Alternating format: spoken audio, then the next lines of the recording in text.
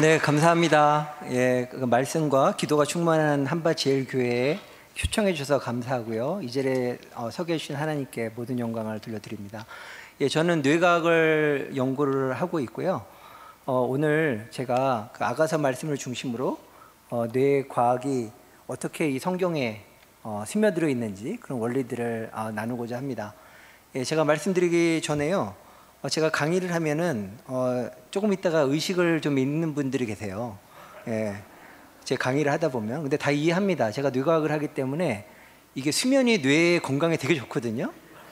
예, 그래서 이게 강의를 듣다가 주무시더라도 죄책감 느끼지 마시고 푹 주무시면은 이 뇌의 침해 물질도 빠져나가고 수면으로 통해서 뇌가 건강해집니다. 예, 오늘 제가 드릴 말씀은 오늘 본문이죠. 나의 사랑 나의 어여쁜 자 일어나서 함께 가자 하는 아가서 말씀인데요. 이 아가서가 참 보면 신비스럽고 제가 최근에 발견하게 됐어요. 이게 참 뇌과학과 연관이 깊은 책이구나. 근데 그동안 제가 성경 통독을 하면서 아가서를 제대로 보지 못한 이유를 발견을 했어요. 왜 그러냐면 아가서에서는 영국 대본처럼 이거는 누가 말했고 이건 누가 말했고 돼 있는데 개역 개정 성경에는 누가 말했는지가 안 적혀져 있습니다. 그래서 그냥 쭉 읽으면 무슨 내용인지 하나도 알 수가 없어요. 근데 최근에 그 우리말 성경이나 세번역 성경에 보면은 이게 누가 말했는지가 적혀져 있습니다. 예, 그래서 관심 있으시는 분들은 이게 누가 한 말인지 영국 대본처럼 앞에 이거는 솔로몬 왕이 한 말이고 이거는 술람미 여인이 한 말이고 이렇게 대본 형식으로 읽으면 굉장히 많은 은혜가 됩니다. 그래서 오늘 아가서 2장 10절에 보면은 이 두 사람이 나오죠. 굉장히 훌륭한 왕자님이 나오고 아마도 솔로몬 왕일 것 같고 또 보잘것없지만 나름 자존심이 센 술람미 여인이 나옵니다. 그래서 이 두 사람이 만남을 이루게 되는데요. 이게 단순히 남녀 간의 얘기가 아니라 이 하나님과 교회의 관계 또 하나님과 성도의 관계를 나타내는 그런 말씀이라고 하죠. 예, 그래서 유대 민족들은 6월절마다 밤새도록 그 아가서를 읽는다고 그래요. 예. 그런데 우리 교회에서 이렇게 흔히 접할 수 없는 말씀이기도 하죠. 예, 그래서 그 아가서를 보게 되면 왜 하나님이 우리를 사랑하시는가에 대해서 결정적인 단서가 나와 있습니다. 그냥 보자마자 이유 없이 좋아하십니다. 예. 그러니까 한마디로 우리 말하면 눈에 콩깍지가 씌운 거예요. 자, 우리 첫사랑을 한번 생각을 해보세요. 그냥 첫사랑 말고 진정한 첫사랑, 우리 현재 같이 사시는 우리 진정한 첫사랑 생각해 보시면 저도 제일 처음에 제가 사랑하는 사람을 만났을 때 그 사람만 보이고 주변에 뿌옇게 보이죠. 그러니까 완전히 눈에 콩깍지가 씌워서 그 사람만 보이는 거죠. 그래서 이 술람미 여인을 만나자마자 이 왕이 홀딱 반합니다. 예, 그래서 여기 내 어여쁜 자야 이렇게 선포를 하고 있죠. 예, 그런데 이 술람미 여인은 실제로 피부도 검었다고 그래요. 그래서 일설에 의하면 이분이 흑인이 아니었냐 이런 생각도 합니다. 그 당시에 시바의 여왕도 있었고 교류하던 나라가 아프리카 지역이었기 때문에 이분은 아마도 그 혈통적으로 약간 피부가 검지 않았나 이런 생각이 들어요. 그리고 포도 농사를 짓고 그런 분이었는데 갑자기 이분이 나의 어여쁜 자야 하고 나타난 거죠. 야, 그러면 어떻겠어요? 나는 그냥 평범한 사람인데 갑자기 높은 사람이 와서 사랑을 고백할 때 그거 어떨까요? 뭐 좋은 감정도 있겠지만 복잡한 감정이 있겠죠. 예, 그래서 그 술람미 여인의 뇌 속을 한번 들어보겠습니다. 이게 술람미 여인의 뇌 속입니다. 또 우리들의 뇌이기도 해요. 자, 여기 다 같이 한번 보실까요? 그 뉴로버스란 말이 있죠. 뉴로버스 들어보신 분 한번 손 들어보세요. 다행히 없군요. 제가 이거 몇 달 전에 만든 단어이기 때문에 들어본 사람이 있을 수가 없습니다. 여러분 메타버스는 들어보셨죠? 예, 메타버스 가상 공간이라 그래서 컴퓨터 언어로 된 그런 디지털 트윈 세상이잖아요. 마찬가지로 우리 뇌는요, 세상을 어떻게 인식하냐면 뇌 속에 있는 신경이 만들어낸 신호로 인식합니다. 좀 어렵죠? 그러니까 여러분이 여기 꽃을 보게 되면요, 이 꽃을 그냥 보는 게 아니라 이게 뇌 속에 들어가면은 신경의 전기 신호로 바뀌어요. 그래서 여러분들이 보고 있는 꽃은 사실은 꽃이 아니고 신경이 만들어낸 전기 신호를 보고 있는 거예요. 그런데 여러분이 지금 눈으로 전기신호, 여기 그림에 보면 여기 막 작대기 같은 게 있는 게 전기신호인데 여러분은 전기신호를 안 보고 꽃을 보고 있잖아요. 예, 그게 뇌가 하는 일이에요. 그거를 뇌의 의식 기능이라고 합니다.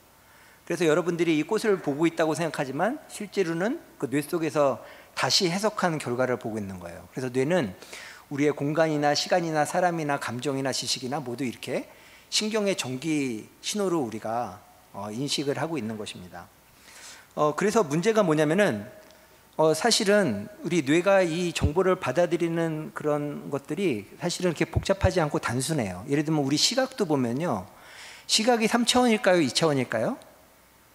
사실은 우리 망막을 보면 2차원입니다.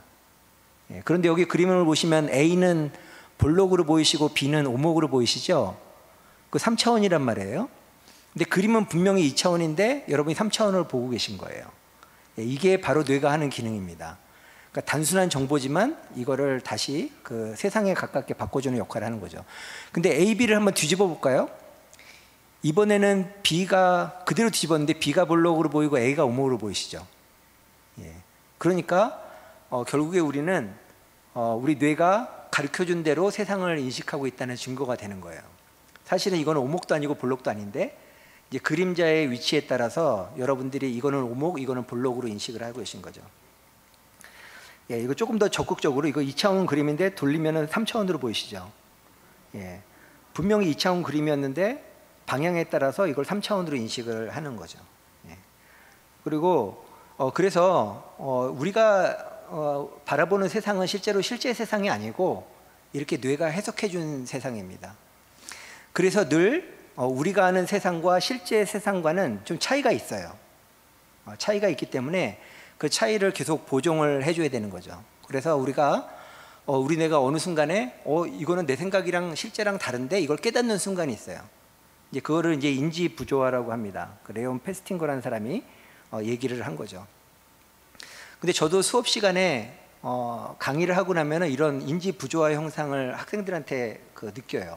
예를 들면요, 여러분 강의 평가가요, 학생들한테 학점을 높게 줄 때 잘 나올 것 같습니까? 낮게 줄 때 잘 나올 것 같습니까? 높게 줄 때 전반적으로 잘 나오긴 하는데요, 낮게 줄 때 이상한 반응이 나옵니다. 예를 들면 제가 학점을 어느 순간에는 너무 학생들이 좀 잘 못할 것 같아가지고 평균 점수를 아주 낮게 줬어요. 기분이 안 좋아가지고 난 강의 평가를 포기하리라 이번 학기는. 그리고 이제 학점을 낮게 줬어요. 그래서 나중에 강의 평가를 보고 깜짝 놀랐어요. 무슨 내용이냐면 나는 학점 때문에 이 과목을 들은 게 아니다. 이 과목은 인생 과목이다. 뭐 이렇게 합리화를 하는 거예요. 자기네도 공부를 안 해놓고. 그래서 여러분 이솝우화에도 나오죠. 왜 보면은 그 여우가 포도를 먹고 싶은데 키가 안 다니까 나중에 가면서 이거는 실 거야 이렇게 얘기하는 거. 이런 거죠. 그래서 이렇게 그 진실과 그 현실이 차이가 날 때 우리가 결정을 해야 됩니다. 뭐냐면 첫 번째는 팩트에 맞도록 내 생각을 바꾼다. 두 번째는 생각에 맞도록 팩트를 바꾼다. 자, 여러분 어떤 게 더 합리적인 것 같습니까? 팩트에 맞게 생각을 바꾸는 것 같다. 손 들어 보십시오. 역시 여기 한밭제일교회는 합리적이신 분 되게 많네요. 그 다음에 생각에 맞도록 팩트를 바꾼다. 몇 분 계시네요. 굉장히 무서운 분들입니다. 앞으로 조심하셔야 됩니다. 그런데요, 상당히 우리 뇌가요, 왜 그런지는 모르겠는데 이 두 가지 전략 중에서 생각에 맞도록 팩트를 바꾸려고 굉장히 많이 노력을 합니다. 아까 우리 학생들처럼 예를 들어서 이 그림을 한번 보실까요? 이 그림이 합성된 그림일까요? 아니면 진짜 그림일까요? 진짜 사진일까요? 합성 한번 손들어 보세요. 합성이라고 손든 이유는 아마 제가 설명드릴 수 있어요. 왜냐하면 땅에서 솟아날 리가 없잖아요, 애가. 그죠? 근데 이건 합성이 아닙니다. 진짜 사진이에요. 왜 그러냐면은 이 담벼락이 그 바닥 색깔이랑 비슷해서 그래요. 일단 담벼락 옆으로 잔디가 있는 담 옆으로 지나가는 친구예요. 이제 보이시죠? 그래서 이거는 사실은 팩트입니다. 그대로 옆으로 지나가는 사진인데 여러분 뇌에서는 얘가 땅에서 솟아난 걸로 파악을 하고 이거 조작됐다고 판단을 하는 거죠. 그리고 제가 이걸 보여드릴게요. 자, 여러분 마음이 어떠십니까? 좀 편안하십니까? 아니면 좀 짜증이 나십니까? 사실요, 여러분들이 여기 눈이 4개고 입이 2개잖아요. 이걸 그대로 객관적으로 받아들이시면 불편하실 일이 없어요. 그런데 우리 뇌는 이런 일이 있을 수 없으니까 자기가 뭘 잘못 봤다고 생각하고 지금 팩트를 계속 바꾸려고 하는 거예요. 예, 그래서 이거 오래 보면은 어떤 분이 손 들고 나는 두 개로 보인다는 분도 계세요. 예, 그렇게 우리 뇌는 내 생각에 맞도록 팩트를 자꾸만 바꾸려고 많이 생각을 합니다. 예, 그래서 우리가 신앙생활을 할 때도 정말 그 진실된 하나님 말씀대로 우리가 행동하기보다는 내 생각에 맞게 말씀을 해석하고 내 신앙생활에 대해서 합리화하는 경우가 되게 많이 있죠. 예. 그러면 이 술람미 여인의 한번 반응을 볼까요? 성경에 보면은 그렇게 높으시고 훌륭하신 분이 나를 좋아한다고 고백을 했을 때 금방 허락을 하고 갈 것 같잖아요. 근데 그렇지 않습니다. 내가 좋아하긴 좋은데 선뜻 다가가질 않아요. 근데 왜 그러냐면 우리 인간의 그 내면 깊숙이는 누구나 다 버림받는 거에 대한 공포감이 있어요. 그래서 혹시 그 사람이 나를 좋아하는 게 진실이 아니고 그냥 순간적으로 말했다가 내가 버림받으면 어떨까 이런 생각이 있죠. 그래서 술람미 여인이 거기 보면은 바로 나를 이뻐하는 그런 왕자를 따라가는 게 아니라 멀리 도망가 가지고 자기 집에 가 있습니다. 예, 그런 생각인 거죠. 그래서 우리 그 뇌는 사실은 객관적인 사실을 판단하는 것보다는 그 뇌 속에 있는 우리 생존과 본능을 위한 작용이 굉장히 큽니다. 그래서 우리가 갖고 있는 지식들도 보면은 이렇게 시상하부라고 그러는 부위에 그 여러 가지 욕구가 있어요. 식욕, 성욕, 물욕, 공격욕, 안전욕이 있어요. 그래서 우리가 아는 지식이 객관적인 게 아니라 대부분 보면 이거는 먹는 거, 먹지 않는 거, 내 친구 아니면 원수, 나한테 좋은 거, 나쁜 거. 그래서 나를 기준으로 해서 이렇게 판단을 이제 하게 되는 거죠. 예, 그래서 그 왕이 나한테 고백을 했을 때도 이 술람미 여인이 내가 객관적으로 판단을 해서 그 왕에 대한 지식을 접하는 게 아니라 나를 기준으로 해서 내가 이렇게 못생겼는데 내가 이렇게 주의가 낮은데 이 사랑은 이루어지기 어려울 거야 하고 받아들이지 못하는 거죠. 예, 이게 제 비디오인데요. 그 원숭이한테 이렇게 처음에 이렇게 돌을 줬더니 맛있는 오이를 줘서 맛있게 먹고 있는 장면이에요. 예, 그런데 그 옆에 원숭이한테는 돌을 주면은 더 맛있는 포도를 줍니다. 그럼 이 원숭이가 보고 생각이 바뀌어요. 또 자기중심적으로 바뀌어요. 그래서 이번에 돌을 주고 전에 먹던 오이를 주면은 이제 더 이상 안 먹어요. 예, 안 먹고 오히려 이렇게 버려요.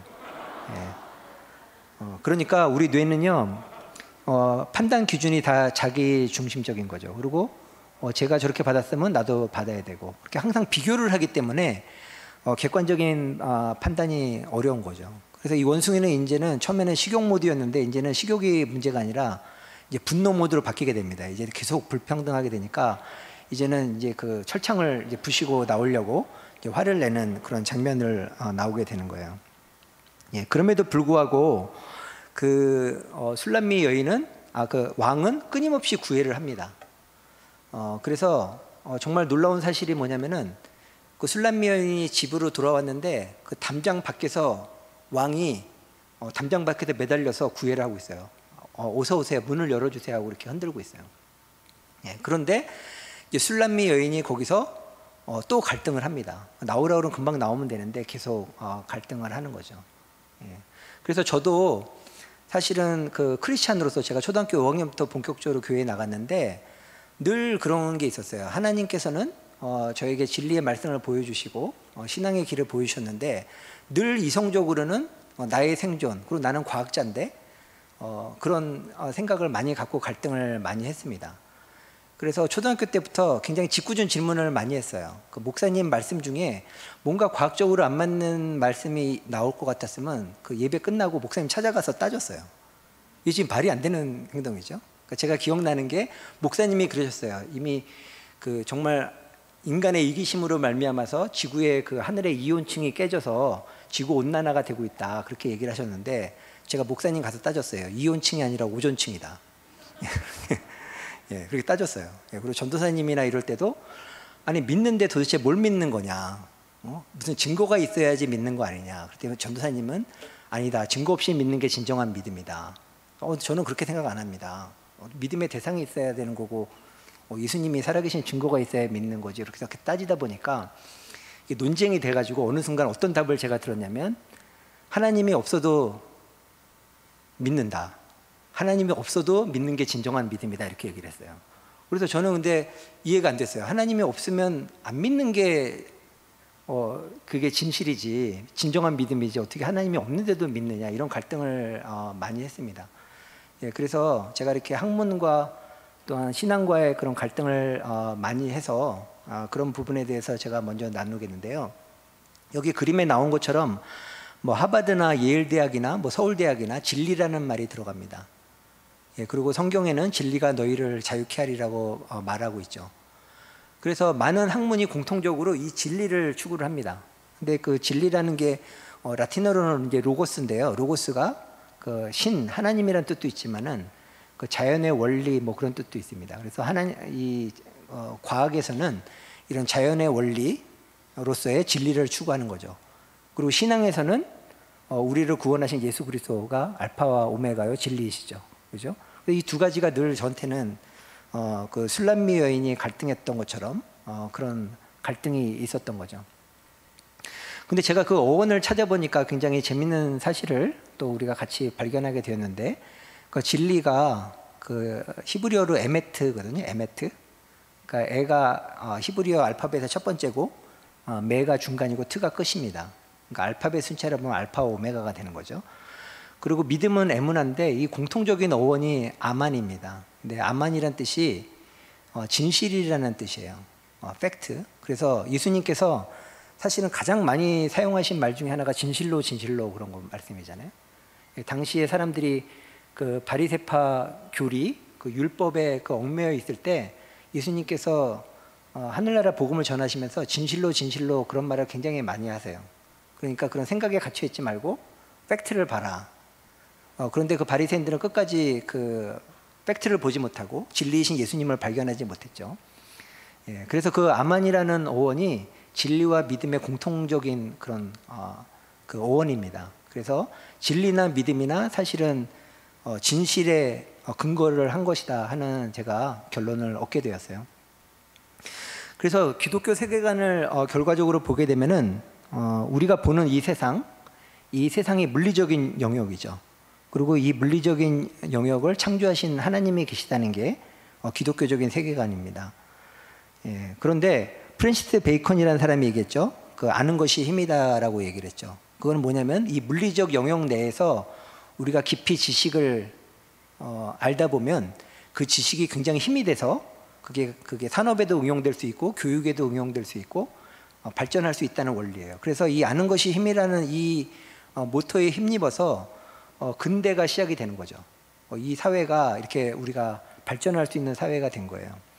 근데 제가 다시 한번 살펴봤어요. 프랜시스 베이컨이 쓴 이 사이언스야 포텐셜리스트, 아는 것이 힘이다라는 그 원문을 보니까 뭐라고 돼 있냐면은 그 앞부분에 하나님께서 창조하실 때 그 지혜를 이 만물 속에 넣어주셨기 때문에 그 지식을 우리가 아는 것이 힘이라는 뜻이었던 거예요. 그러니까 이 아는 것이 힘이라는 거는 창조주 하나님을 전제로 한 거고요.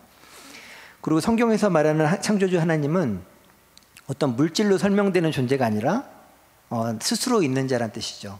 I am that I am, 나는 스스로 있는 자. 그러니까 아무런 물질적인 근거로 설명할 수 없고 스스로 존재하는 하나님이라는 뜻이에요. 예, 그런데 우리가 하는 과학의 영역을 한번 살펴보면요, 과학은 물질로 증거를 될 수 있는 부분만 우리 과학자가 연구를 합니다. 그래서 여러분 과학 논문을 보면요, 거기 하나님이나 신에 대한 말이 안 나와요. 저도 크리스찬 과학자지만 제가 논문을 쓸 때 하나님에 대해서 쓰지 않죠. 예, 그런 걸 전제로 해서 어떻게 물질을 설명하는가를 설명을 하는 거예요. 예, 그거를 이게 과학적인 방법론입니다. 그래서 이게 과학적 방법론의 한계예요. 그래서 우리가 이 물질적인 원인을 추구하다 보면 많은 한계가 있습니다. 첫 번째로 시작과 끝을 알기가 어려워요. 그러니까 시작이라는 건 아무것도 없는 것에서 시작해야 되잖아요. 근데 과학은 물질적인 근거를 대야 되잖아요.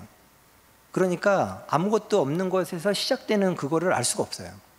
그리고 끝도 알 수가 없어요. 뭐가 끝났다고 했을 때 끝 다음에는 뭔가 모든 것이 사라져야 되는데 물질적인 근거가 사라진다는 게 뭔지 설명하기 어렵습니다. 예, 그리고 현대 물리학에서도 사실은 그 물질적으로 설명할 수 없는 게 많이 있어요. 예를 들면 시간이 물질인가요? 시간이 뭔지 설명할 수 없죠. 그리고 공간이 물질인가요? 예, 공간은 물질이 존재하는 데 필요한 무엇인가죠. 예, 설명할 수 없습니다. 그리고 빅뱅 이론에 따르면 저는 처음에 빅뱅 이론을 오해를 해서 무에서 물질이 생긴 게 빅뱅인 줄 알았어요. 근데 그게 아닙니다, 절대로. 예, 물질 이전에 에너지가 있어요. 그리고 뭐 E는 MC 제곱 들어보셨죠? 그러니까 물리학에서는 그 에너지와 물질을 거의 등가로 생각합니다. 그러니까 물질이 에너지의 형태에서 우리가 눈으로 볼 수 있는 그런 입자 형태로 바뀐 게 빅뱅인 거예요. 예, 그렇기 때문에 우리가 그러면 에너지는 어떤 상태이냐 그것도 모릅니다. 예, 그것 말고도 실제로 이 자연의 원리는 왜 있는지, 영혼은 있는지, 의식이 무엇인지 굉장히 많은 문제들이 있어요. 그래서 순수한 과학자들은 이거를 모르는 걸 그냥 모른다고 얘기를 해요. 이거는 우리가 모르는 영역이다. 그래서 제가 많은 물리학자들한테 이런 질문을 하게 되면 그거는 우리가 모르는 영역입니다. 그렇게 얘기를 해요. 순수하게. 근데 문제는 뭐냐면은 여기서 발전된 유물론적인 세계관이에요. 유물론적인 세계관은 뭐냐면 이렇게 물질로 설명할 수 있는 것만 존재한다고 생각하고 그 외의 것은 다 배제합니다. 그러니까 예를 들면요, 유물론적인 세계관에 의하면 인간은 하나의 물질이에요. 그리고 이기적인 생존 기계에 불과합니다. 그리고 물질로 이루어졌기 때문에 자유의지가 없어요. 뭐냐면 자유의지라는 게 내가 내 마음대로 선택할 수 있다는 건데 유물론에서는 내 마음대로 선택할 수 있는 자유의지가 존재할 수가 없어요. 왜냐하면은 모든 거는 물질적인 원인이 있어야 되잖아요. 그러니까 내가 선택한 것도 뭔가 물질적인 원인이 있다면 내 스스로 선택한 게 아니라 어떤 물질적인 원인이 또 있어야 되는 거죠. 예, 그래서 자유의지를 부정하고 그 결과로 해서 어떤 일이 일어나냐면은 사회 구조나 환경을 되게 중요시합니다. 그래서 이 사회 구조를 바꿔야만 사람들의 이기심을 다스릴 수 있다고 생각을 해요. 예, 그래서 많은 부분 이 그 사회주의나 그 유물론 쪽의 세계관에서는 이 사회 구조를 바꾸는데 굉장히 열심히 노력을 합니다. 그리고 모든 것이 물질적인 상호작용의 결과라고 생각하기 때문에 여기에 모순이 생기죠. 아까 말씀드렸죠. 시작과 끝을 잘 모른다고 그러고 물질로 계속 설명하는데 궁극적으로 이걸 통제하기 위해서는 누군가가 그 물질적인 시스템을 관리를 해야 되잖아요. 예, 그래서 항상 나오는 게 뭐냐면 독재자죠. 예, 그래서 사회주의 유물론적인 체계에서는 항상 그 모든 것을 통제할 수 있는 독재자가 있을 수밖에 없어요. 그러니까 이게 한마디로 말하면 신이에요. 신의 존재예요. 기독교에서는 하나님께서 모든 것의 주인 되시는데 이 유물론적인 세상에서는 물질로 설명할 수 있는 그런 독재자가 있어야만 이런 게 관리가 되는 거죠. 그런데 안타까운 거는 이런 유물론적인 세계관이 사회주의만 있는 것이 아니라 지금 자본주의 세계에서도 많이 퍼지고 했기 때문에 특히 우리도 그렇게 생각하잖아요. 우리가 교육이 우리 자녀들을 영혼이 있는 존재로 바라보기보다는 좋은 환경에 넣어야만 성공한다고 생각하잖아요. 그죠? 예, 좋은 자극을 주고 좋은 구조에 넣어야지만 성공한다고 하잖아요. 예, 그러면 성경에 있는 많은 그런 인물들은 광야에서 그다음 노예로 엄청난 많은 산전수전을 겪고 했는데 다 잘못된 거죠. 좋은 환경을 하나님께서 제공하지 않으셨으니까. 예, 그래서 이런 면에서 저희가 기독교 세계관에 대해서 다시 한번 생각할 필요가 있다고 생각합니다. 그래서 오직 기독교 세계관에서만 시간의 시작과 종말에 대해서 얘기를 하죠. 그래서 여기 에메트, 처음에 시초에 태초에 하나님의 천지를 창조하시니라 이렇게 말씀을 하고 계시고요. 3절에 보면 빛을 창조하시는데 물리학적으로 보면은 빛을 창조한다는 것은 시간을 창조하는 거랑 동일한 의미입니다. 시간이 있어야 빛이 있을 수 있고 빛이 있어야 시간이 있을 수 있죠. 그리고 또 노아의 홍수 이후에 노아가 이렇게 제사를 드릴 때 하나님께서 이런 선포를 하세요. 땅이 있을 동안에 심음과 거둠과 추위와 더위와 여름과 겨울과 낮과 밤이 쉬지 아니하리라. 여기서 이게 뭐냐면은 자연의 인과론입니다. 예, 심은 대로 거둔다는 거죠.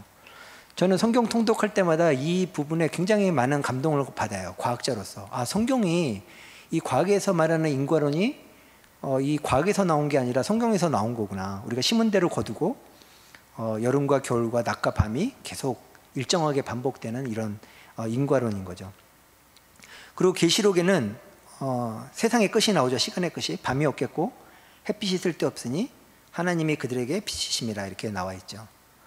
예, 그래서 이 과학자의 눈으로 보면 이 계시록 말씀도 굉장히 흥미로운데요. 계시록 10장 16절에 보면은 여기 보면 세세토록 살아계신 이 곧 하늘과 그 가운데 있는 물건이며 땅과 그 가운데 있는 물건이며, 이게 물질이죠, 그죠? 그리고 바다와 그 가운데 물건을 창조하신 이를 가리켜 맹세하여 이르되 지체하지 아니하리니.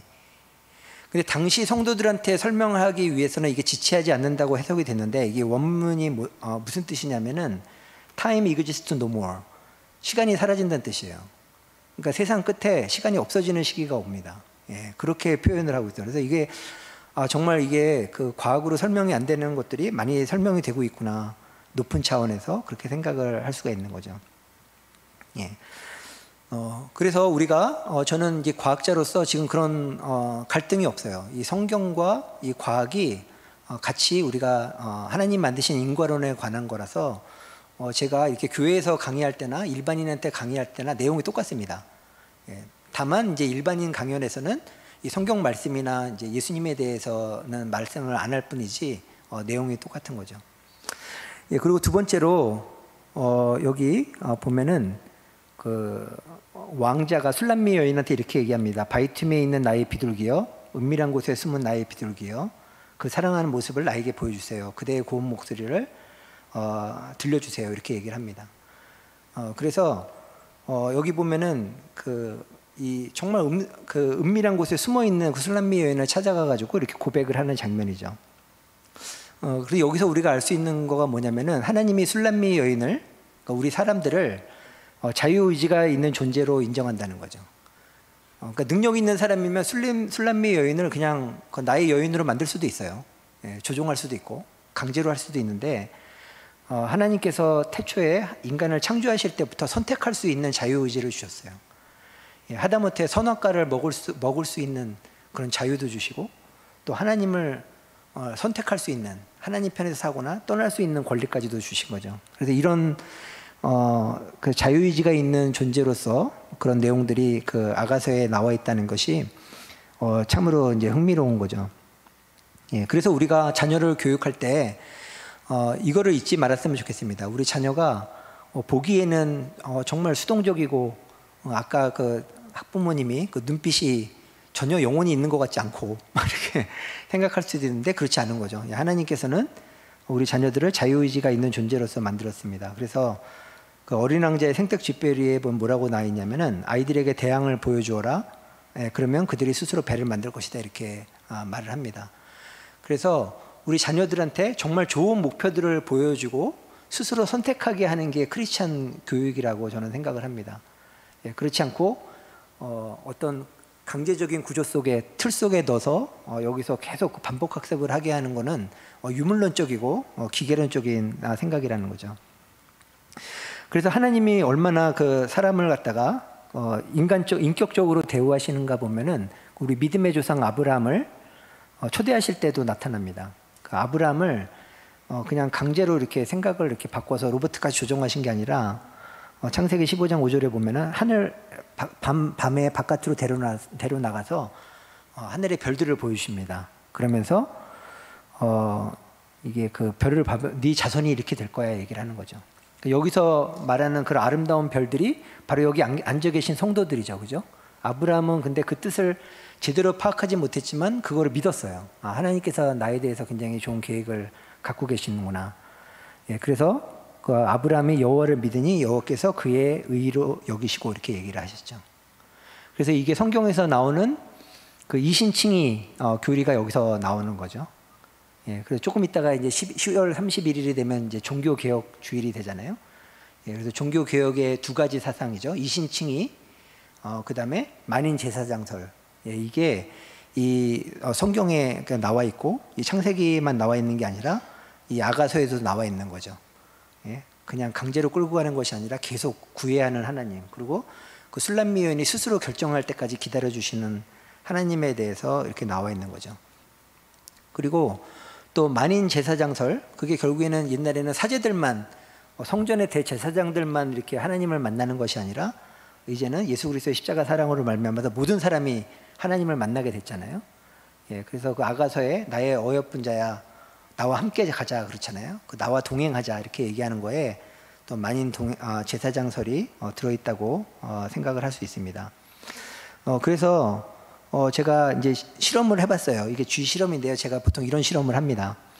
그래서 쥐가 보면은 그냥 방황하고 있죠. 혼자서 아무것도 목표 의식이 없는데 이 쥐가 목표를 발견했어요. 인생의 목표를 발견했어요. 그러니까 이 쥐가 이거를 가지려고 굉장히 노력을 많이 하죠. 예. 그래서 제가 깜짝 놀란 게 뭐냐면 저는 왜 쥐가 이렇게 의욕이 없지 생각했는데 알고 보니까 의욕이 없는 게 아니라 이게 자기 그 목표를 발견하지 못해서 그런 거예요. 예. 그래서 이제 다시 한번 보실까요? 이 쥐가 지금은 이제 방황을 하고 있어요. 뭐를 할지 이제 방황을 하고 있는데 방황을 하다가 목표를 발견을 하게 되면은 얘가 그 목표를 습득하기 위해서 창의적인 행동을 시작을 합니다. 예, 지금은 아직도 못 발견했어요. 못 발견하고 이제 방황을 하면서 PC방도 가고 여러 가지 친구들하고 방 안에 갇혀서 게임도 하고 그렇게 하다가 드디어 목표를 발견했어요. 아, 이게 내 인생의 목표구나. 하나님이 주신 목표구나. 발견을 하고 노력을 하는 모습이죠. 예, 그래서 여러분들이 보면 우리 자녀들이 의욕이 없다 이런 거가 굉장히 마음이 아프시잖아요. 저도 그랬거든요. 왜 이렇게 의욕이 없을까? 방 안에 하루 종일 박혀서 핸드폰만 하고 게임만 하고 그런 건데 사실 의욕이 없는 게 아니라 그 목표를 발견하지 못해서 그런 거예요. 그렇게 해석을 해주셔야 돼요. 그리고 우리 애는 왜 이렇게 공부를 안 하냐, 공부를 못 하냐 그런 거를 걱정 많이 하시잖아요. 근데 공부를 못 하는 게 아니라 안 하는 거예요. 왜냐하면은 우리 뇌가 평생 동안 걸쳐가지고 써야 되기 때문에 목표를 발견하기 전까지 그래서 그 에너지를 절약을 하고 있다고 생각을 하면 되겠습니다. 그래서 사도 바울이 그 예수님을 만나고 나서 인생이 바뀌었잖아요. 그래서 예수님께서 그 나의 달려갈 길과 그죠? 주님께서 내게 주신 사명, 하나님의 은혜의 복음을 전하는 일을 마치려 하면은 나의 생명조차 귀한 것을 여기지 않느라고 고백을 했잖아요.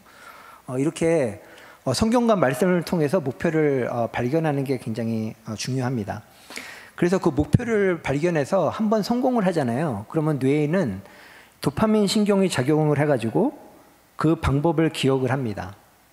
예, 그래서 저는 여기 크리스찬 부모들이 자녀들이 정말 성경 말씀대로 신앙에 따라서 작은 성공을 하는 그런 경험을 했으면 좋겠어요. 그러면 뇌에서 도파민 신호가 작용을 하면서 아까 본 그 쥐처럼 적극적으로 목표를 향해서 노력하는 그런 모습을 보게 됩니다. 그러니까 예를 들면은요, 그 전도서 11장 1절에 무슨 말씀이 나오냐면 너는 내 떡을 물 위에 던지라. 여러 날 후에 도로 찾으리라 이런 말씀이 있죠. 예, 이게 그냥 지식적으로 받아들이면 뭐 그렇구나. 내가 지금 떡을 당장 먹을 게 아니라 좀 투자를 하고 이웃을 위해서 할 때 우리가 더 큰 보상을 받게 되는구나 이렇게 생각을 할 수가 있죠. 근데 이게 지식으로만 남아있는 것이 아니라 우리가 실제로 이 그 자연을 보면은요 이런 일이 발견이 됩니다. 여기 볼까요? 이 새가 떡을 물 위에 던지고 있어요. 예. 제가 질문을 한번 해볼까요? 그 새가 왜 이 떡을 물 위로 던지고 있을까요? 이미 답이 나온 것 같아요. 이 새가 지금 사냥을 하고 있는 겁니다. 그래서 결과적으로 이 새가 계속 물을 던지고 또 뺏고 그런 거를 하게 되는 거죠. 그래서 지금 넣었다가 뺐다가 계속 하는 거죠. 그래서 이 쥐가 아니라 새가 빵을 물 위에 던지고 지금 물고기를 유인하고 있는 거예요. 근데 지금 원금이 계속 손실되고 있어요. 그죠? 예, 요즘 그러신 분들 많잖아요. 내가 투자를 했는데 그런데도 포기를 안 해요. 왜냐하면 분명히 이 새는 이걸로 방법으로 성공한 경험이 있는 거예요. 그랬고 자, 이 새가 성공을 할까요? 실패할까요? 지금 거의 지금 원금이 바닥났습니다. 근데도 포기를 안 하고 계속 물 위에 이렇게 띄우는 거죠. 그러다 큰 물고기를 잡았어요. 예, 그래서 이게 그 하나님의 지혜죠. 사실 이게 성경 말씀이 저는 참 놀라운 게 이 자연 속에서 또 이런 지혜들을 또한 찾아볼 수가 있습니다. 그래서 정말 우리가 필요한 게 그런 거예요. 혹시 여기 이게 비디오가 작동하게 눌러줄 수 있나요? 예, 여기 이 쥐도 저희가 실험을 해보면은 이게 지금 옆에 귀뚜라미인데요. 예, 귀뚜라미를 이제 옆으로 이렇게 도망가니까 실패한 거죠. 근데 실패한 건데 포기하지 않고 계속 노력을 합니다. 근데 왜냐하면 이 쥐는 성공해본 경험이 있어요. 그래서 포기하지 않고 계속 도전을 하는 거예요. 예, 그래서 실패해도 계속 속도를 빨리 하고 포기하지 않는 거죠. 그래서 우리 뇌가 사실은 그 하나님이 만들어 놓으실 때 처음부터 그냥 열심히 잘하면 좋을 텐데 늘 이렇게 실패를 통해서 성장하게끔 만들어 주셨어요. 그래서 야곱의 얘기도 그렇고 요셉의 이야기도 그렇고 다윗도 그렇고 결국 잡아먹었죠, 그죠? 예, 돌아온 탕자의 얘기도 그렇고 꼭 이렇게 실패와 절망을 겪어야 거기서 깨달음이 있어서 점점점 발전을 하게 됩니다. 예, 그래서 저는 이거를 실패 후 성장, 외상 후 성장이라고 이름을 붙여봤는데요. 그래서 저희들이 정말 하나님을 믿는 크리스찬으로서 우리 자녀가 이런 시행착오를 할 수 있는 그런 안전한 테두리를 마련을 해주고 실패했을 때 더욱더 격려해주고 이제 그런 게 굉장히 필요하다고 생각을 합니다. 예. 그러면 술람미 여인이 이제 드디어 바깥에 매달려 있는 왕자를 봤어요. 그리고 나가고 싶은 마음이 들었는데 그 전에 이런 말을 해요. 우리를 위해 여우를 잡아요. 꽃이 만발한 포도원을 망치려는 작은 여우를 잡아주세요. 이렇게 얘기를 합니다. 그러니까 포도밭에 그 여우가 막 뛰어노는데 그 여우를 먼저 잡아달라고 얘기를 해요. 그래서 이거를 주석을 보니까 이 여우라는 게 그 하나님과 그 술람미 여인, 그러니까 그 왕자와 술람미 여인의 관계를 방해하는 요소라고 이렇게 얘기를 합니다. 그래서 우리가 늘 교육도 우리 자녀를 하나님 뜻에 맞게 교육을 하고 싶고 또 우리도 또 좋은 신앙을 갖고자 하지만은 방해하는 요소들이 있어요.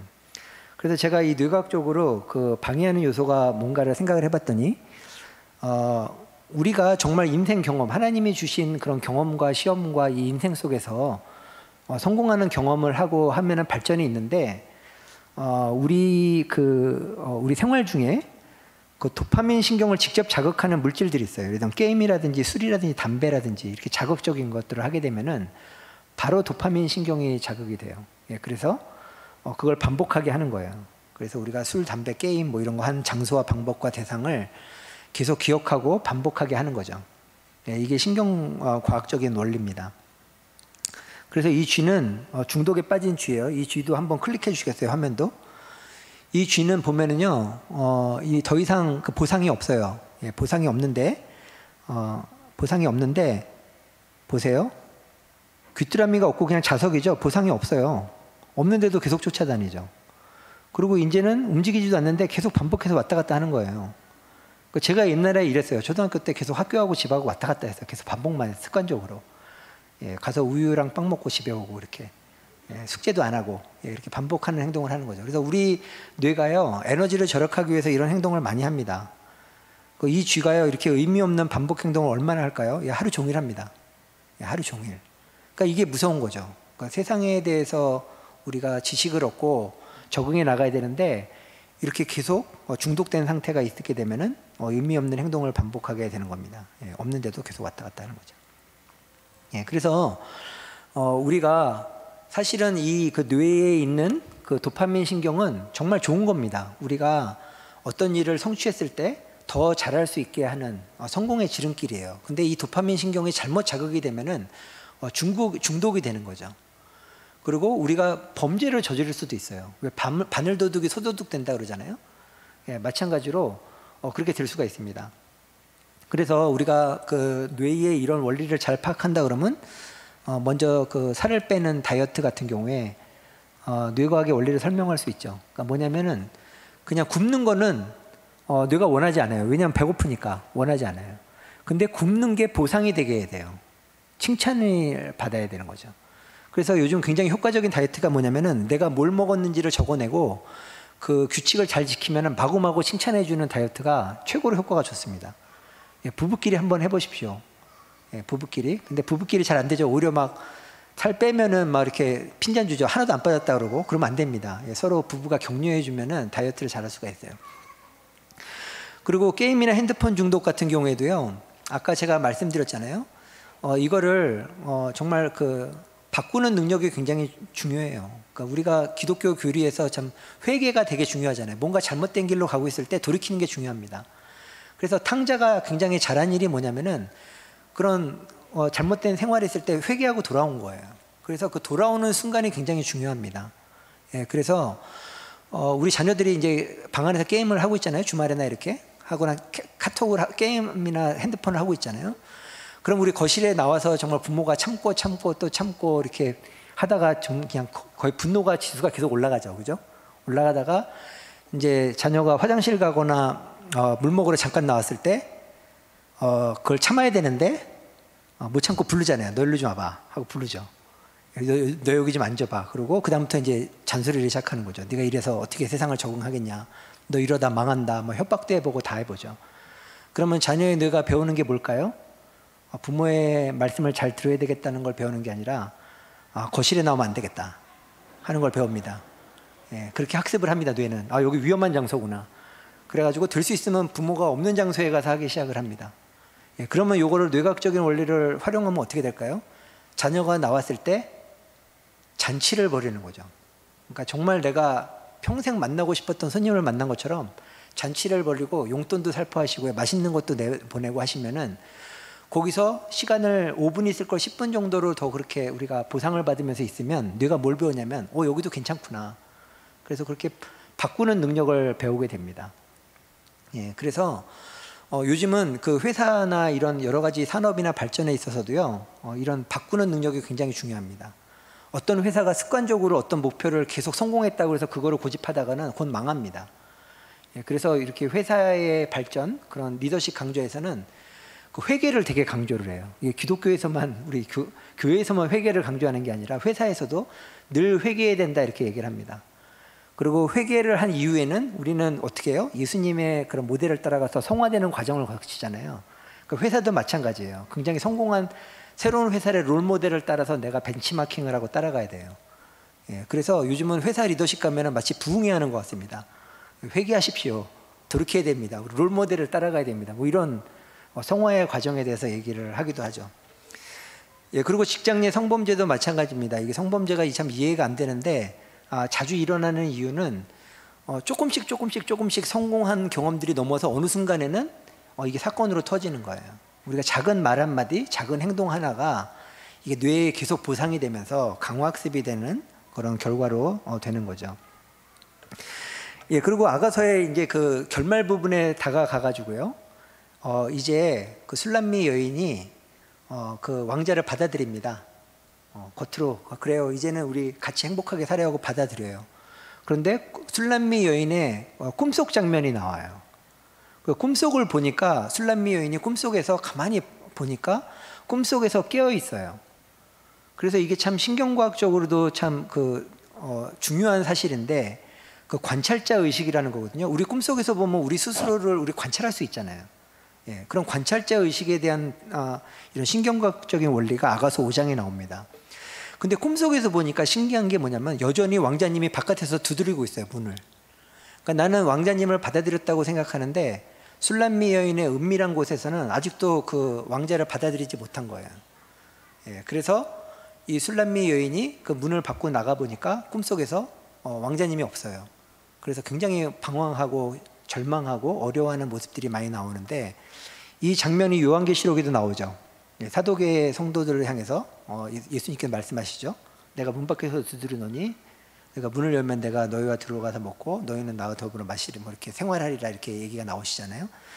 예, 마찬가지로 그 하나님과의 관계에 있어서 우리가 하나님께 열지 못하는 그런 장벽이 있습니다. 그리고 자녀도 마찬가지예요. 우리 자녀들, 청소년들의 마음을 보면은 우리가 신앙생활을 한다고 하지만 오픈하지 못하는 그런 영역이 있어요. 예, 그래서 우리가 도와줘야 될 거는 정말 이렇게 전인격적으로 하나님 앞에 이렇게 문을 여는 그런 기회가 우리가 주어져야 된다, 이렇게 생각을 합니다. 그래서 저도 이런 기회가 있었어요. 저는 교회에 나가게 된 게 어떻게 나가게 됐냐면, 초등학교 5학년 때 운동장에서 놀고 있는데요, 그 예수님이 제자 부르는 거랑 비슷해요. 저 끝에서 누가 이렇게 다 손을 흔들고 계셨는데 저희 담임 선생님은 아닌데 학교 선생님이셨어요. 이렇게 부르셨어요. 그리고 말도 없이 그냥 데려가셨어요. 어디론가. 지금은 말도 안 되죠, 그죠? 근데 어디론가 데려가셨는데 그게 교회였어요. 예, 그래서 교회에 제가 다니기를 시작을 했고, 교회에서 너무 좋았어요. 친절하시는 분들 친절하게 대우해 주시고. 근데 제가 고민이 생겼어요. 뭐냐면은 교회를 다니다 보니까 제가 죄인인 거를 깨달았어요.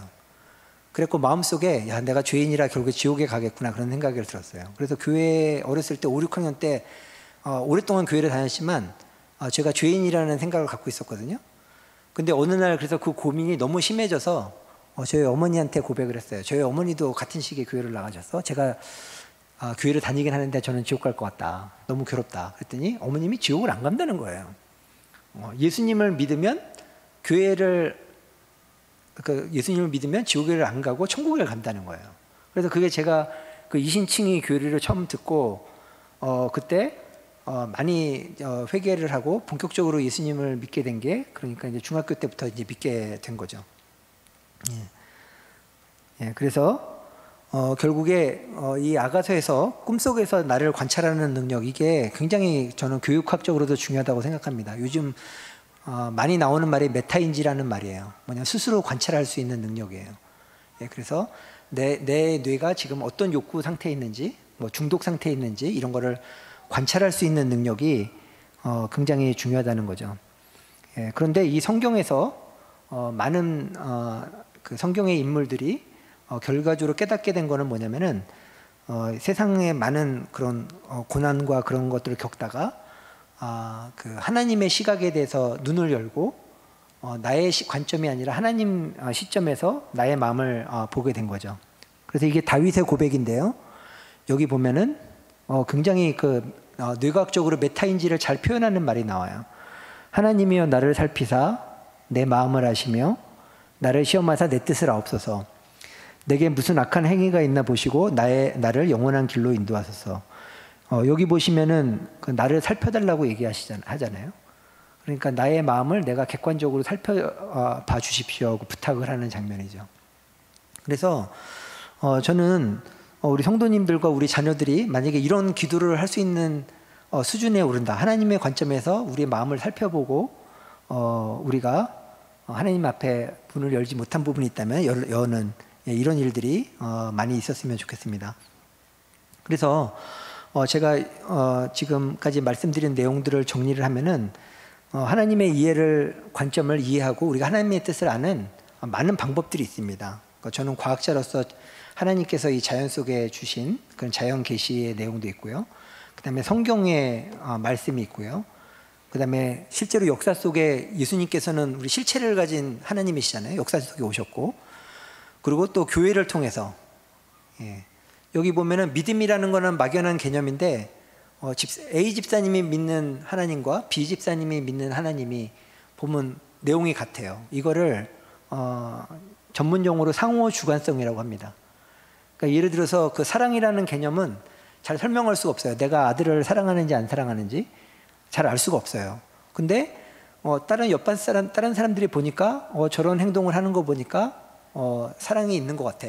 다른 사람들을 보면 사랑이 있는 것 같아. 그게 상호 주관적인 거죠. 그래서 이 교회라는 거는 믿음의 어떤 상호 주관성을 확인할 수 있는 그런 것이다. 그리고 또 저도 그랬고 여기 많은 분들이 그랬듯이 우리가 예수님을 만나고 나서 실질적인 체험을 통해서 우리가 하나님의 관점을 이해할 수 있습니다. 그래서 종교 개혁자들의 그런 5가지 그 원리가 있죠. 솔리데오 글로리아, 하나님께 영광을, 이 자연 만물을 하나님의 섭리대로 만드신 하나님께 영광을, 그리고 솔라 스크리투라, 성경 말씀을 통해서 우리가 하나님을 알 수 있고,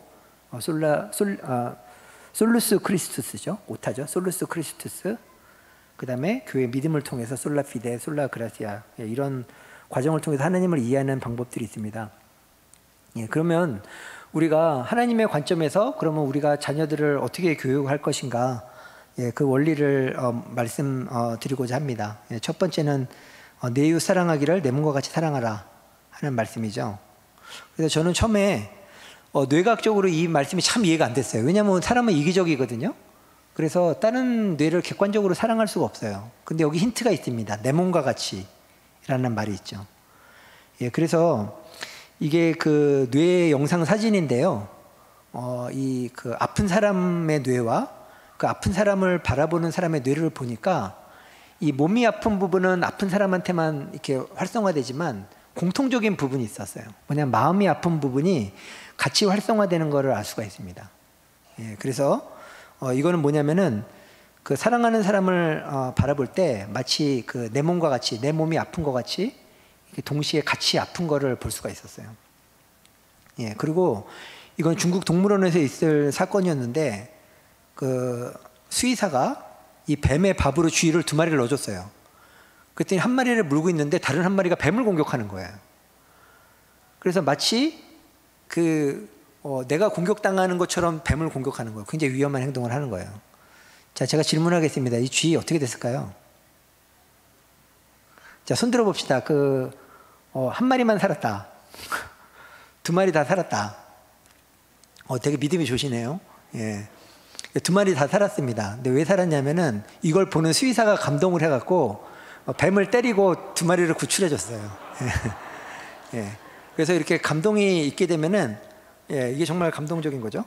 예, 그리고 이게 실제로 패기 메이슨이라는 사람이 2014년도에 실험하는 건데 친구 쥐가 갇혀 있으니까 이 쥐는 자기의 안 해도 되는데 이런 에너지를 통해서 구출해주는 장면을 보게 됩니다. 예, 그래서 우리 뇌를 보면은요, 이렇게 나 자신이 확장되는 그런 게 있어요. 마치 남의 일을 내 몸과 같이 생각하는 그런 능력이 있습니다, 뇌에. 그래서 예를 들면은 이게 가짜팔 실험이라는 건데요. 한번 집에 가서 해보십시오. 이렇게 보면 왼팔은 가려서 안 보이는데 피험자가 고무장갑은 볼 수 있어요.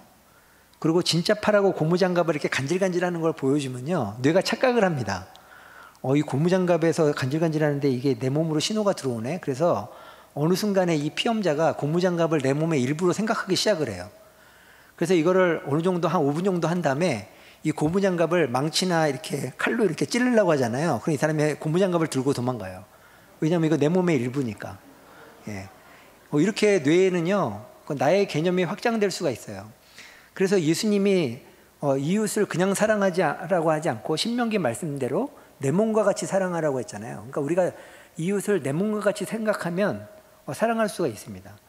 예, 실제로 한번 생각을 해보세요. 여러분들이 주변에 사랑하고 싶은 이웃이 있거나 아니면 원수들이 있을 때 어떻게 해서든지 엮어서 나의 일부로 생각하기 시작을 하시면요, 이렇게 가짜팔 같이 사랑할 수 있는 그런 생각이 듭니다. 그래서 저는 참 놀라웠어요. 이게 성경에 있는 말씀이 참 이게 신경과학적인 원리가 있구나.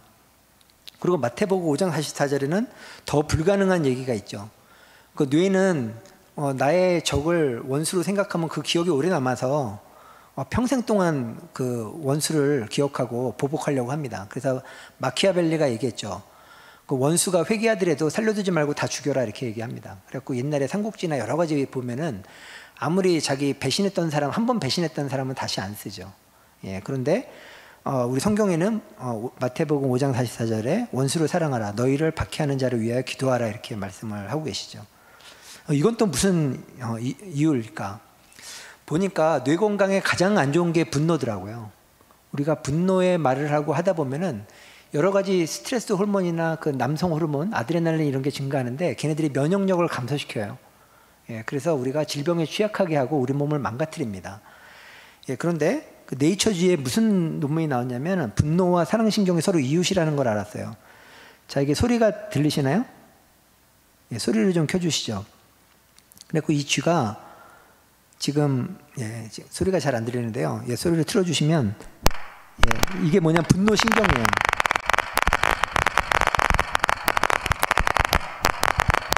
그리고 이게 무슨 소리냐면은 다시 한번 들려드릴게요. 이게 분노신경인데 그 적군이, 내가 싫어하는 애가 들어왔을 때 더 커지는 걸 볼 수가 있어요. 그런데 이제 이번에는 친구를 넣어줄 거예요. 친구를 넣어주니까 조용해지죠. 예. 자기 좋아하는 친구를 넣어주니까 이 분노신경이 억제가 되는 거예요. 그래서 보면은 이 뇌에는요, 이 사랑과 분노가 서로 이런 관계에 있어요. 서로 억제하는 관계가 있어요. 예, 그래서 저는 이 서로 상대방을 앞서고 상대방을 이겨야 되는 이런 분노가 이제 아드레날린이 충만한 게 스포츠 경기잖아요. 상대방을 넘어뜨려야지 이기고, 격투 경기 보세요. 얼마나 살벌해요. 그런데 지금 이게 뉴스에 나온 건데 남보다 한번 빨리 보시죠. 도착해야 할 결승선 앞에서 오히려 걸음을 늦춘 선수가 있습니다. 경기 내내 자신을 앞서던 선수가 길을 잘못 들자 양보를 한 겁니다. 0.1초가 아쉬운 경주지만 이기는 게 전부가 아닐 때도 있다는 걸 보여준 21살 청년의 이야기를 문상혁 기자가 전해드립니다. 예, 그래서 이게 철인 상경 경기죠. 강을 헤엄치고 자전거를 타고 36km를 달리고도 10km를 더 뛰어 도착한 결승선이 눈앞인데 갑자기 멈춰서 뒤를 돌아보는 선수. 3위 자리 마지막 메달을 두고 경쟁이 한창인데 한 선수를 기다리더니 그 등 뒤를 천천히 따라갑니다. 알고 보니 앞서가던 선수가 길을 잘못 들어 자신보다 뒤처지자 그 실수를 바로잡을 시간만큼 기다려준 겁니다. Y en ese momento te ves que vas a entrar tercero. Simplemente me paré, me pareció que era lo más justo y paré y le dejé pasar a él. 어떻게든 더 빨리 가야. 네, 여기까지. 예, 그래서 보면은 이렇게 그 사회 경쟁 사회인데 이렇게 상대방을 배려하고 이런 마음들이 실제로 이런 사건들이 많이 사회에 일어나죠. 예, 그런데 우리 갈등입니다. 우리 자녀들을 그러면 어떻게 배려하는 사람으로 키워야 될까, 아니면 경쟁력 있는 사람으로 키워야 될까, 이제 그런 생각을 많이 하게 되는 거죠. 예, 그래서 저도 좀 이렇게 경험을 좀 나누자면은, 저는 아까도 말씀드렸다시피 초등학교, 중학교 때까지도 이렇게 공부를 이렇게 잘하는 학생이 아니었어요. 기본적으로 숙제를 한 번도 해간 적이 없어요. 지금 돌아보니까 제가 약간 그 ADHD라고 그러잖아요. 집중력 장애가 있었다는 것 같아요. 그래서 제가 숙제를 하기 싫어서 안 한 게 아니라 숙제가 있었는지를 몰랐어요. 예, 그래서 매번 숙제를 가게 되면 학교에서 친구 거 베껴서 하고, 그다음에 이제 숙제 검사한다 그러면은 아프다고 양호실 가고, 그래서 숙제 검사를 피해가는 노하우가 굉장히 많이 쌓여 있었어요. 그리고 제가 이제 소원이 대학생으로 주일학교 교사 되는 게 제 인생의 목표였거든요. 근데 그 목표가 무너진 순간이 고등학교 1학년 때였어요. 고등학교 1학년 때, 그때가 아마 85년인가 이렇게 됐을 텐데요. 그 전두환 대통령 때죠. 86 아시안게임 마스게임에 저희 학년이 선택이 된 거예요. 그래서 저는 고등학교 1학년, 2학년을 춤만 췄어요. 마스게임 할 때. 그리고 저희가 이과대학인데, 그러니까 이과 고등학교였는데, 고3 됐을 때, 그러니까 2년 동안 춤추고 고3이 돼서 이제 시험을 87년도에 봤어야 되는데, 그때 뭐 미적분을 아는 친구가 별로 없었어요. 이과인데. 예, 그래가지고, 많은 학생들이 재수를 하고 삼수를 하고, 이제 저도 재수를 해서 대학을 들어갔죠. 근데 대학에 들어가고 나니까 늘 고민인 게, 진로 고민이 되는 거죠. 예, 진로 고민이 되고, 그 다음에 어떻게 먹고 살아야 될까. 그리고 제가 생물학과인데, 당시에 생물학과에서 배우는 게 뭐 동물, 식물 이름 외우고 막 이렇게 했는데, 주변에서 걱정하시는 분이 많았어요. 어떻게 먹고 살까. 예, 그래서 저도 늘 그런 고민이 많이 쌓여 있었는데, 그 과정 중에서 그냥 기억할 만한 사건이 있었는데, 뭐냐면 제가 이제 교회에서 청년부 봉사활동을 간 거죠. 봉사활동을 갔는데, 근긴장 이상증이라고 그래서 온몸이 이렇게 뒤틀려 있는 친구가 있었어요. 예, 근데 그날이 여름이라 땀 냄새가 너무 많이 나고, 제가 원래 공부를 가르쳐야 되는데 공부를 도저히 할 수 없는 상태였어요. 그 상태가. 그리고 친구가 좀 안 됐기도 하고, 그래서 제가 친구한테 물어봤어요. 오늘 공부를 좀 쉬자. 오늘 좀 쉬자. 그때 이 친구가 안 쉬겠다는 거예요. 공부를 계속 하겠다는 거예요. 그래서 제가 약간 짜증도 나고, 그래서 하지 말아야 될 질문을 한 거죠. 야, 너는 왜 공부를 하려고 그래? 그렇게 물어본 거예요. 가로치고는 너 공부해도 소용없잖아. 네가 뭐 취직할 거야, 뭐 대학을 갈 거야. 그렇게 생각을 한 거죠. 근데 이 친구가 뭐라고 대답을 하냐면, 선생님, 나는 공부밖에 할 게 없어요. 이렇게 얘기를 하는 거예요. 예. 그리고 내가 공부를 해야 지금까지 돈만 받았는데, 내가 남을 돕는 사람이 되고, 그게 나는 하나님이 주신 사명이라는 거예요. 그래서 제가 그 말을 듣고 엄청 충격을 받았어요. 예, 엄청 충격을 받고, 제가 공부하는 그런 게 잘못됐구나. 그래서 제가 대학교 2학년 때인가 그때 취업 준비를 거의 그만뒀어요. 그만두고 식물, 동물 이름 외우고 생태 공부, 그 취업 안 되는 생물학 공부를 열심히 했어요. 그렇다고 해서 유학 준비를 한 것도 아니에요. 그래서 제가 카이스트 교수로서 유일하게 지금까지 영어 성적이 없어요. 저는 토플 성적도 없고 토익 성적도 없어요. 예, 전부 다. 그래서 공부만 하고 이렇게 했었는데, 나중에 돌아보니까 하나님께서 그 생물학 공부를 집중하게 할 수 있었던 그런 계기가 됐던 것 같아요. 그래서 그 당시에는 애플 컴퓨터 나오고 그래서 다 컴퓨터 공부하고 그랬는데, 저는 생물학을 열심히 공부하다 보니까 나중에 생물학 시대가 온 거예요. 갑자기 인간 기놈 프로젝트가 완성이 되고, 그래서 뭐 취업 자리도 굉장히 많았고 생명과학 산업도 일어나고, 그래서 제가 참 감사하다 그런 생각을 하게 됩니다. 그래서 제가 최근 연구 결과를 말씀을 드리면, 이것도 한번 클릭을 좀 해주시겠어요?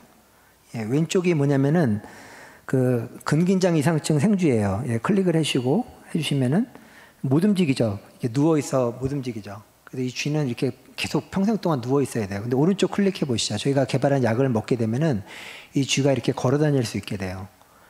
예, 그래서 제가 그 친구가 준 영감, 그때부터 뭐 치료제를 개발해야 되겠다는 마음은 안 가졌지만 이렇게 제가 생물학을 공부를 하면서 결과적으로 이 근긴장 이상증 치료제를 개발하게 됐어요. 그리고 또 한 가지는 제가 저희 학생들을 보니까 늘 저는 제 연구가 재밌다고 생각하는데 학생들은 괴로운 게 한 가지 있더라고요. 뭐냐면은 쥐만 까만 점이 왔다 갔다 하는 재미없는 비디오를 하루에 10시간씩 봐야 되니까 뭐 구토 증상을 내는 친구들도 있고, 그래서 나중에 제가 그걸 알았어요. 그래서 너무 마음이 아픈 거예요. 제가 학생들을 괴롭힌 것 같고, 그래서 이걸 어떻게 자동화할 수 있을까 생각하다가 그 알파고와 이세돌의 그 인공지능이 나왔잖아요. 그래서 인공지능을 활용해서 이거를 자동화할 수 있는 소프트웨어를 만든 거예요. 그래서 이 쥐의 각 부위를 열심히 가르쳤어요. 여기는 쥐 꼬랑지고 여기는 쥐 머리고. 그래서 이런 소프트웨어를 만들게 됐죠. 이것도 좀 클릭을 해주세요. 그래갖고 이제는 이게 그 디지털 트윈 기술이라고 그래서요. 실제 쥐가 있는데 그 쥐를 이렇게 가상의 쥐를 바꿔서 자동으로 이렇게 분석을 해주는 소프트웨어를 만들게 된 거예요. 그래서 제가 이렇게 다른 사람을 배려하고 이웃을 사랑하려고 노력하고 이런 거를 했을 때 이렇게 아이디어를 주시는 거죠. 예, 그래서 이렇게 그 인공지능 소프트웨어를 만들었어요. 만들었더니 그 옆에 실험실에도 달라고 그러고 또 다른 그런 기관에서도 달라고 그러고 뭐 미국에서도 달라고 그러고 막 그러는 거예요. 그래서 제가 회사를 만들어서 이거를 수출도 하고요. 그리고 올해는 2022년도에 그 라스베가스의 CES라는 가전박람회 아시죠? 그 삼성전자, LG전자하고 하는 가전박람회 이거를 출품을 했는데 거기서 혁신상을 받았어요. 예. 그래서 이게 저희가 단순하게 그 학생을 돕고자 하는 건데 이렇게 지혜를 주셔서 또 이런 상도 받게 되고요. 그런 경험을 하게 됩니다. 예. 그런데 그뿐만 아니라 이런 예는 굉장히 많이 있어요. 예. 세계에서 가장 훌륭한 그런 작가로 미술가로 하는 고흐 같은 경우에도 고흐는 팔리는 그림을 그린 사람이 아니거든요. 예, 그 가난한 사람들 그 일터를 주로 그렸어요. 밀밭이라든지 그 밤에 퇴근길이라든지 뭐 그런 거를 굉장히 많이 그렸어요. 근데 초인류 화가로 거듭날 수가 있었죠. 예, 그리고 저희 그 카이스트의 또 배상민 교수님이라고 크리스찬이 계신데 뉴욕에서 상위 1%를 위한 디자인만 하시다가 카이스트에 와서는 정말 그 우리가 도와야 될 사람들을 많이 도와주시고, 그래서 뉴욕에 교수 되실 때 세계 디자인 어워드를 2개를 받으셨는데 카이스트에 오셔서 몇 개를 받으셨을까요? 여러분 생각해 보세요. 디자인 하기가 뉴욕이 좋을까요? 대전이 좋을까요? 예. 근데 대전에 오셔서 제가 아는 것만 45개 이상을 받으셨어요. 세계 디자인 어워드를. 그리고 카이스트 디자인학과가 세계 최고가 되는 그런 게 되었죠. 그래서 저는 생각할 때 크리스찬 자녀의 교육, 하나님의 사랑을 이해하는 것, 그것이 가장 근본이라고 생각하고, 이게 정말 우리가 인간 사회의 생존을 넘어서 정말 생명에 있는 삶을 사는 그런 기초라고 생각합니다. 그래서 아가서 7장 10절에 드디어 술람미 여인이 마음의 결단을 내려요. 나는 내가 사랑하는 그분의 것이고 그분의 마음은 나를 향해 있습니다. 그래서 하나님의 그 마음을 완전히 이해를 합니다. 예, 그래서 이 세상을 만드시고 우리 인생을 주관하는 하나님께서 우리를 이뻐하신다. 예, 우리 자녀들을 정말 정말 이뻐하신다는 사실을 우리 다 같이 깨달았으면 좋겠습니다. 그리고 비단 자녀들뿐만 아니라 부부들끼리도 여기 남편 집사님들, 아내 집사님한테 이쁘다고 한번 해보세요. 예, 옆에 계시면은 너무 이뻐 이렇게 해보십시오. 예, 너무 이뻐하면은 약간 좀 그러니까 역시 남자는 이쁜 여자랑 결혼을 해야 돼 이렇게 얘기를 돌려서 얘기하실 수도 있고, 예, 그렇습니다. 그래서 정말 하나님께서 우리를 이뻐하신다는 사실, 예, 그 사실을 알았으면 좋겠고, 또 아가서 7장 11절 12절에 보면은 술람미 여인의 놀라운 고백이 나옵니다. 이제 우리가 하나가 되었으니 이른 아침 포도원에 나가 포도싹이 돋았는지 꽃이 피었는지 석류꽃이 피었는지 함께 봐요, 이런 거죠. 그러니까 우리의 삶 속에서, 생활 속에서 이 술람미 여인은 원래 포도원 경작하는 사람이었잖아요. 그래서 포도원의 그런 삶의 현장에서 우리 같이 동행하자는 그런 거죠. 그래서 처음에 그 왕이 제안을 했죠. 어여쁜 자야 나의 사랑스러운 비둘기, 그죠? 나와 함께 가자 이렇게 동행했을 때 그걸 그 내용을 그대로 순종을 하는 거죠. 예, 그래서 우리가 우리 자녀들을 지금 보면 이렇게 어여쁜 비둘기 같이 안 보이잖아요. 예, 말썽도 많이 피우고 답답해 보이지만은 하나님의 관점으로 우리 자녀들을 봤으면 좋겠습니다. 예, 그래서 끝으로 제가 이게 굉장히 그런 하나님의 사랑을 잘 표현한 그런 찬송곡이 있더라고요. 그래서 제가 여기서 찬송을 할 수는 없고 이 가사를 묵상을 했으면 좋겠습니다. 예, 내가 천사의 말을 한다 해도 내 마음에 사랑이 없으면 내가 참 지식과 믿음이 있어도 아무 소용 없으니. 예, 제가 이 자리에서 뭐 조금 아는 과학적인 지식을 말을 했지만 기본적으로는 그거는 하나님의 사랑을 전하는 게 아니면 아무 소용이 없는 거죠. 그리고 산을 옮길 믿음이 있고 나 있는 모든 것을 줄지라도 나 자신 다 주어도 아무 소용 없네. 오직 하나님의 사랑은 영원하네 하는 찬양입니다. 예, 그래서 오늘 제가 정말 과학적인 지식과 성경 말씀을 연결시켜서 이렇게 말씀을 드렸지만 굉장히 부족한 게 많았고요. 다만 전하고 싶은 메시지는 뭐냐면은 우리가 성경 말씀에 있는 그런 놀라운 그런 진리, 과학적인 사실, 또 세상의 지혜 이런 것들을 우리 자녀들이 마음껏 깨닫고 성공하는 그런 삶을 살았으면 좋겠다. 그래서 작은 성공이 신앙 안에서의 어떤 작은 성공이 그 인생을 이끌어갈 것이다. 그런 메시지입니다.